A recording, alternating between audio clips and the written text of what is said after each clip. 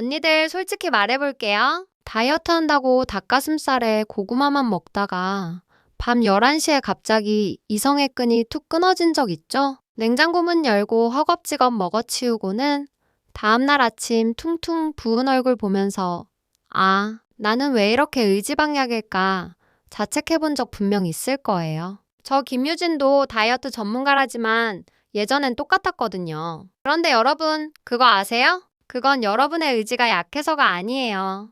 진짜로요. 우리 몸이 생존하려고 비명을 지르고 있었던 거라면요? 오늘 제가 가져온 책, 데이비드 루드비 박사의 Always Hungry를 보면 충격적인 사실을 알게 됩니다. 우리가 그동안 믿어왔던 적게 먹고 많이 운동해라 라는 말, 그게 우리를 살찌게 만든 주범이었다는 사실을요. 우리는 몸을 은행 계좌처럼 생각해요. 들어온 칼로리보다 쓴 칼로리가 많으면 살이 빠진다.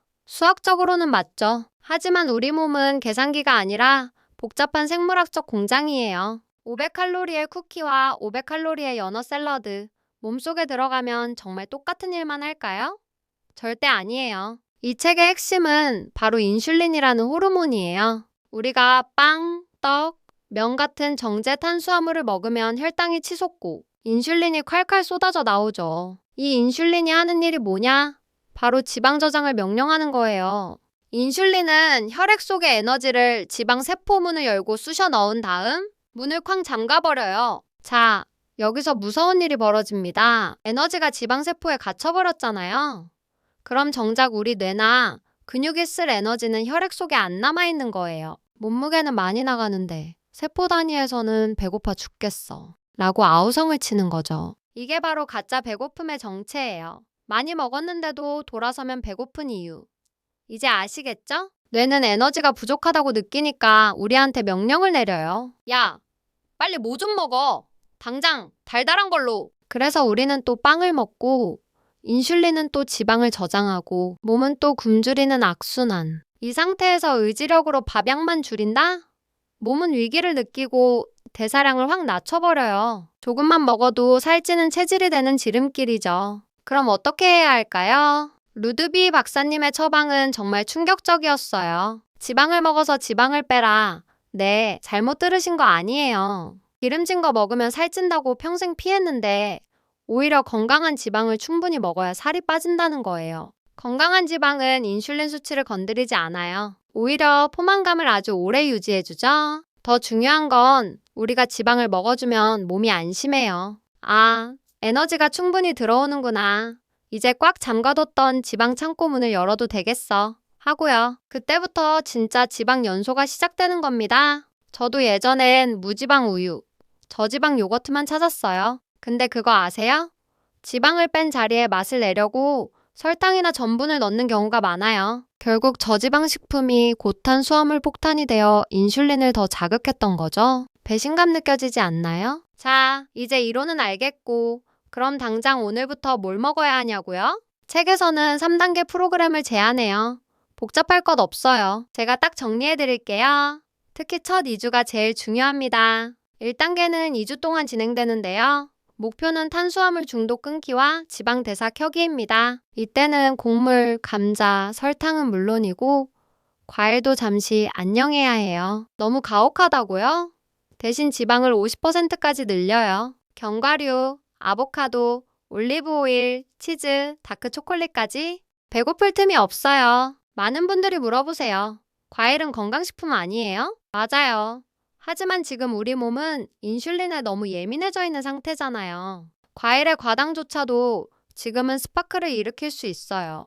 딱 2주만 참으세요. 이 기간이 지나면 우리 혀가 설탕 맛을 잊어버리고 진짜 재료 본연의 맛을 느끼게 돼요. 2주가 지나고 컨디션이 좋아졌다면 2단계로 넘어갑니다.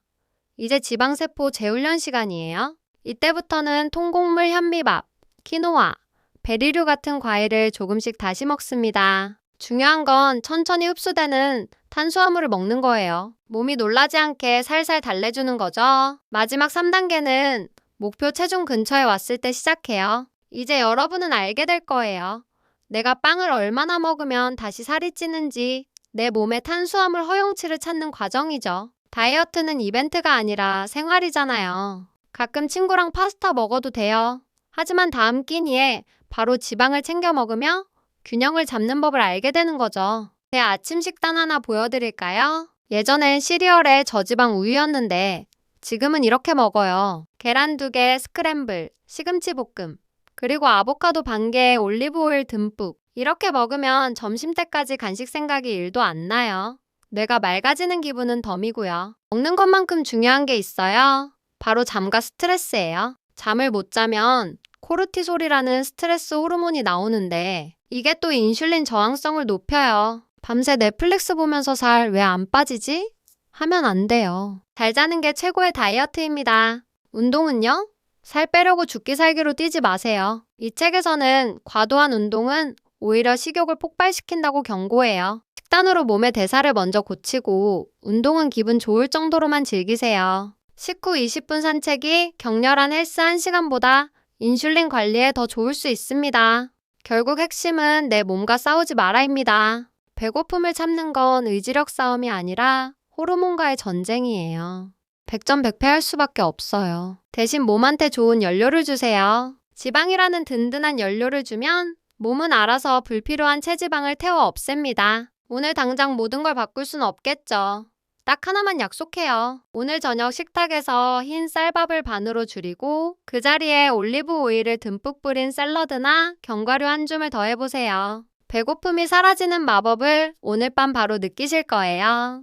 더 이상 배고픔에 떨지 마세요. 먹으면서 빼는 게 진짜 다이어트입니다. 오늘 내용이 도움되셨다면 구독과 좋아요 누르고 당장 냉장고에 있는 설탕부터 치우러 가볼까요? 저는 다음 영상에서 더 건강한 꿀팁으로 돌아올게요. 안녕! 잠깐! 제 회원님 이야기 하나 해드릴게요. 40대 주부 민지님인데요. 평생 밥심으로 사셨던 분이에요. 밥 안 먹으면 손 떨려요. 하셨던 분이 식단 바꾸고 3일 만에 뭐라고 하셨는지 아세요? 선생님, 저녁 먹고 야식 생각이 안 나요. 이게 가능한 일인가요? 네, 가능합니다. 혈당 롤러코스터가 멈추면 뇌는 차분해지거든요. 민지님은 2주 만에 허리둘레가 5cm나 줄었어요. 운동 하나도 안 하고요. 그런데 지방 먹으라고 하면 삼겹살 기름 줄줄 흐르는 거 먹어도 되나요? 하시는 분들 계세요. 그건 아니에요. 우리가 말하는 건 천연지방입니다. 공장에서 만든 식용유, 트랜스 지방은 절대 안 돼요.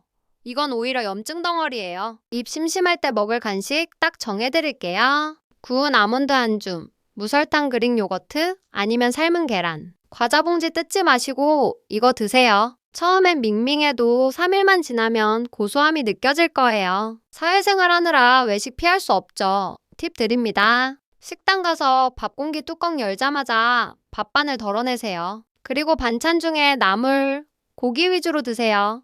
국물은 건더기만. 이것만 지켜도 인슐린 스파이크 절반은 막습니다. 우리 몸엔 설정 체중이라는 게 있어요. 일종의 온도 조절기 같은 거죠. 굶어서 억지로 살을 빼면 몸은 온도가 낮아졌다고 생각해서 보일러를 미친 듯이 틀어요. 그게 요현상이에요. 어회상글 식단은 이 온도 조절기 설정값 자체를 낮추는 방법입니다. 살만 빠지는 게 아니에요. 이 식단을 하면 피부가 맑아지고 붓기가 빠져요. 가공 탄수화물이 몸속 염증을 만들거든요. 지방을 태우면서 염증도 같이 청소되는 거죠. 비싼 화장품보다 올바른 식사가 최고의 피부 관리입니다. 샐러드 먹는다고 해놓고 시판 드레싱 들이부으면 말짱 도루묵이에요. 시판 소스 뒤에 보면 액상가당 범벅이거든요. 소금, 후추, 올리브 오일, 식초 이 4가지면 충분해요. 진짜 고급진 맛은 여기서 나옵니다. 혼자 하면 힘들어요. 남자친구나 가족을 꼬드기세요. 나랑 딱 2주만 이렇게 먹어볼래? 내가 맛있는 고기 사줄게 하면서요. 같이 하면 서로 감시도 되고 응원도 돼서 성공 확률이 2배는 올라갑니다. 그리고 물 많이 드셔야 해요. 지방이 분해될 때 수분이 엄청 필요하거든요. 배고픈 것 같을 때 물 한 잔 마셔보면 가짜 배고픔이 사라지기도 하고요. 하루 2리터. 맹물 힘들면 보리차라도 드세요. 스트레스 받으면 단 거 당기잖아요.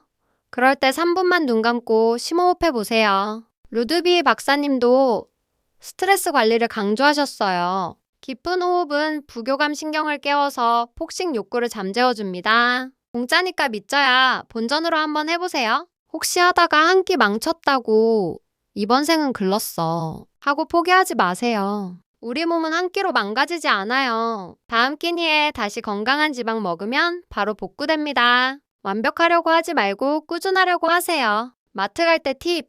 배고픈 상태로 절대 가지 마세요. 배고프면 뇌가 즉각적인 에너지를 원해서 나도 모르게 과자 코너로 가거든요. 든든하게 견과류라도 먹고 가서 야채 코너랑 정육 코너 위주로 도세요. 가공식품 코너는 그냥 지나가는 통로일 뿐. 다이어트 식단이 맛없다는 편견 버리세요. 버터에 구운 새우, 올리브오일 뿌린 구운 야채. 이거 진짜 레스토랑 맛이거든요. 내가 나를 위해 좋은 재료로 요리하는 시간. 그 자체가 힐링이고 자존감을 높여줍니다. 2주 뒤 여러분은 달라져 있을 거예요. 단순히 몸무게 숫자가 아니라 아침에 일어날 때의 개운함, 오후에 나른함이 사라진 또렷한 정신, 그리고 무엇보다 음식 앞에서 당당해진 나 자신을 만나게 될 겁니다. 어렵게 생각하지 마세요. 오늘 당장 집에 가는 길에 올리브 오일 한 병, 견과류 한 봉지만 사세요. 그것부터가 시작입니다. 작은 변화가 모여서 기적을 만듭니다. 아 참, 처음 며칠은 좀 힘들 수 있어요. 두통이 오거나 무기력할 수도 있고요. 이걸 키토플루라고도 하는데요. 몸이 탄수화물 대신 지방을 태우는 엔진으로 갈아 끼우느라 덜컹거리는 거예요. 소금물 한 잔 마시고 조금만 버티면 신세계가 열립니다. 하다가 막히거나 궁금한 거 생기면 언제든 댓글 남겨주세요. 이거 먹어도 되나요? 같은 사소한 질문도 환영입니다. 우리 같이 공부하면서 건강해지자고요. 이 책의 제목 Always Hungry는 사실 반어법이에요. 이제 우리는 Never Hungry, 배고프지 않은 다이어트를 할 거니까요. 먹는 즐거움을 포기하지 않으면서 건강한 몸을 가지는 자유, 여러분도 누릴 자격이 있습니다. 기억하세요. 칼로리가 아니라 호르몬입니다. 적게 먹는 게 아니라 제대로 먹는 겁니다. 내 몸을 믿고 지방을 믿으세요. 배고픔 없는 다이어트, 지금 바로 시작해보세요. 마지막으로 딱 3가지만 요약할게요. 첫째, 설탕과 가공 곡물 끊기. 둘째, 천연 지방 충분히 먹기. 셋째, 천천히 먹고 충분히 자기. 이것만 캡처해서 냉장고에 붙여두세요. 여러분의 건강한 변화를 진심으로 응원합니다. 지금까지 다이어트 전문가 김유진이었습니다. 구독, 좋아요, 알림 설정 잊지 마시고요. 다음 영상에서 만나요. 제발해서.